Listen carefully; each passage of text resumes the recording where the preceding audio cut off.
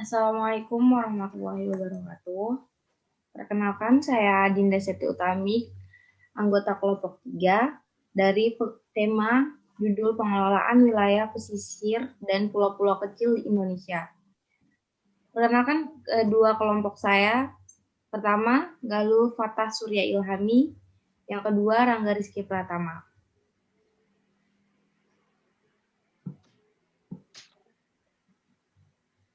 Pengertian wilayah pesisir akan saya berikan kepada Galuh Fatah Surya Ilhami. Baik, di sini saya akan menjelaskan terkait dengan pengertian wilayah pesisir, di mana wilayah pesisir dapat didefinisikan sebagai daerah pertemuan antara daratan dan lautan yang saling mempengaruhi dan dipengaruhi secara fisik, sosial maupun ekonomi.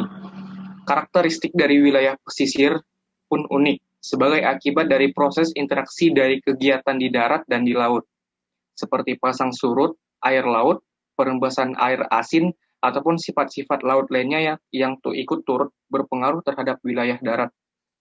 Wilayah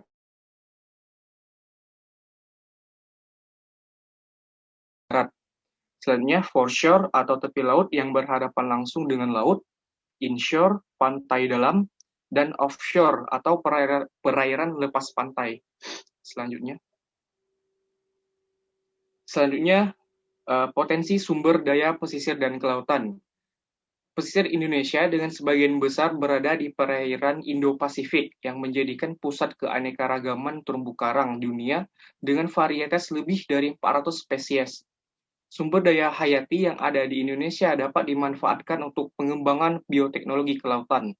Namun dalam pengembangan tersebut terdapat beberapa kendala, yaitu seperti adanya konflik antara peningkatan ekonomi dan konservasi lingkungan, keterbatasan informasi mengenai bioteknologi, keterbatasan sumber daya manusia, kesenjangan dan tumpang tindih kebijakan, serta tidak adanya dukungan dan insentif di bidang bioteknologi.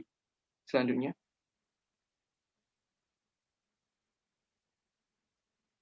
masih pada potensi sumber daya, di mana potensi bioteknologi lingkungan yang dapat dikembangkan di Indonesia seperti produksi biofarmasi, pengembangan jenis baru yang unggul, perbaikan nutrisi dan kualitas hasil perikanan, dan permintaan akan produk bioteknologi yang tinggi.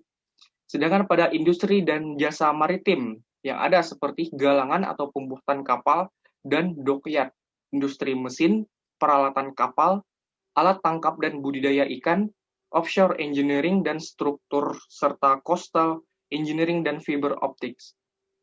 Selanjutnya, terkait dengan pengelolaan sumber daya pesisir untuk kesejahteraan, dalam meningkatkan kesejahteraan sosial masyarakat, khususnya nelayan, berbagai kebijakan dan program sudah dilakukan. Beberapa faktor penyebab kurang berhasilnya program-program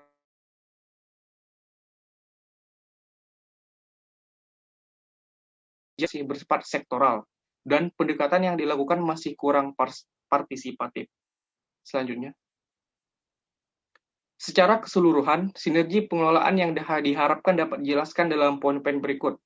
Adapun poin-poin berikut yaitu, yang pertama adalah terwujudnya sinergi antara pemerintah pusat dan daerah dengan basis kesetaraan. Yang kedua, tercapainya sinergi penerapan teknologi yang bertumpu pada kekuatan bangsa sendiri. Yang ketiga, terjadinya sinergi antara stakeholder pengelolaan sumber daya laut yang berbasis saling menguntungkan. Yang terakhir yaitu sinergi pengelolaan wilayah garapan yang menyangkut dengan wilayah andalan. Selanjutnya mungkin akan dipresentasikan oleh Saudara Adinda. Saya akan menjelaskan tentang prinsip dasar pengelolaan pesisir pantai dan pulau-pulau terkecil. Nah, di dalam sini ada prinsip dasar pengelolaan pesisir ada 5 aspek. Pertama, aspek ekonomi, kedua, aspek sosial, budaya dan politik, ketiga, aspek geofisik, keempat, aspek kelembagaan, kelima, aspek lokasi dan lingkungan.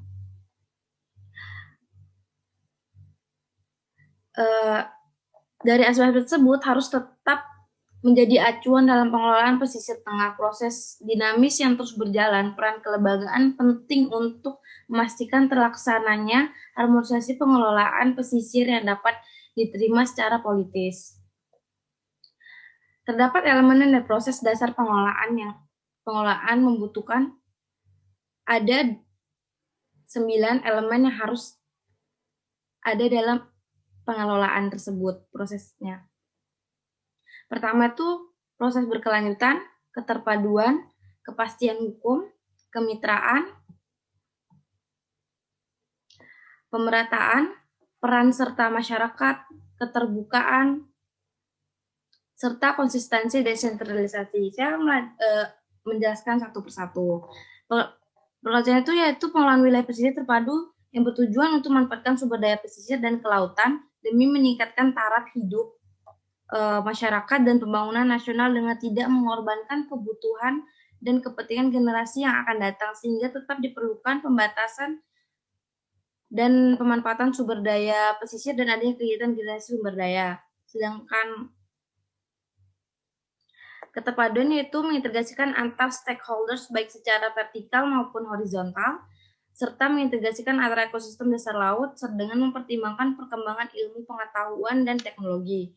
Kepastian hukum, pengelolaan wilayah pesisir terpadu harus berkekuatan hukum sehingga semua keputusan yang diambil untuk kepentingan wilayah pesisir dilakukan sesuai dengan mekanisme yang dapat dipertanggungjawabkan. Kemitraan, kesepakatan antara pihak yang terlibat dalam pengelolaan wilayah pesisir. Pemerataan yaitu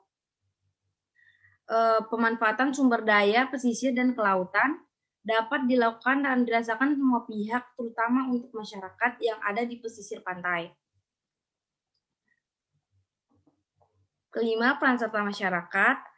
Masyarakat pesisir berkewajiban untuk turut serta dalam proses merencanakan, melaksanakan, mengendalikan, dan mengawasi pembangunan pesisir. Keenam, keterbukaan. Yang dimaksud itu adalah informasi secara pengelolaan pesisir terhadap masyarakat yang ada di tempat pesisir pantai. Yang ketujuh, konsistensi yaitu yang dimaksud adalah komitmen dari seluruh elemen yang akan terlibat dalam pengelolaan wilayah pesisir, mulai dari proses perencanaannya, memanfaatkan sumber dayanya, proses mengawasi dan mengendalikannya. Terakhir adalah desentralisasi, yaitu penyerahan wewenang pengelolaan wilayah pesisir kepada pemerintah daerah. Wilayah pesisir terdiri dari beberapa ekosistem pembentuknya, yaitu pertama pengelolaan ekosistem mangrove, yaitu maksudnya adalah merupakan salah satu pendekatan yang tepat dalam upaya pemanfaatan ekosistem hutan mangrove berkelanjutan. Kegiatan budidaya perikanan berjalan bersamaan dengan program pelestarian kawasan mangrove. Terus untuk pengelolaan terumbu karang, itu yang maksud adalah dilakukan dengan mengendalikan tindakan manusia dalam pemanfaatan sumber daya alam dengan arif dan bijaksana untuk kelestarian lingkungan. Untuk pengelolaan padang lamun, yaitu terumbu karang dilakukan dengan mengendalikan tindakan manusia dalam pemanfaatan terumbu karang yang ada di pesisir pantai agar kelestariannya tetap terjaga. Selanjutnya adalah prinsip dasar pengelolaan pesisir dan pulau-pulau terkecil. Pembangunan wilayah pesisir itu telah dilakukan secara internasional. Nah, pembangunan pertama itu pembangunan wilayah pesisir dilakukan dengan pulau-pulau kecil, terdapat isu-isu pengelolaan sumber daya alam pesisir. Kedua, kebijakan pembangunan kelautan dan perikanan kementerian mendukung pertumbuhan penyediaan lapangan serta mendukung pengentasan kemiskinan. Ketiga, penguatan kelembagaan dalam pengelolaan wilayah pesisir.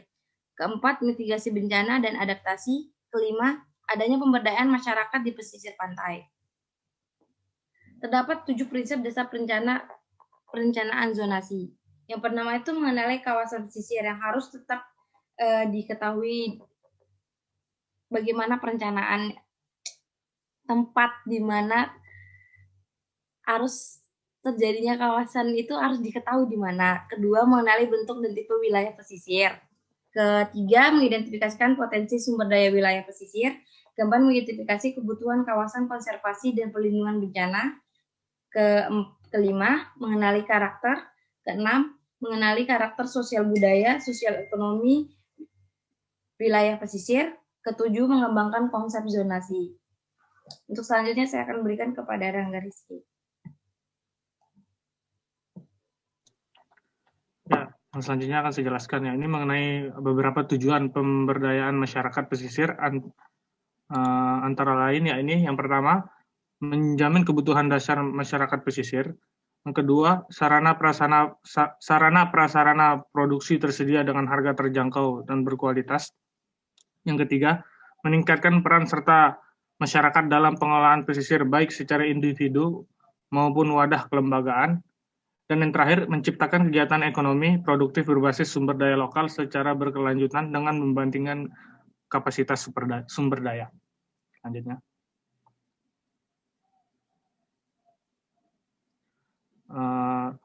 Di sini memiliki beberapa kerjasama regional dan internasional.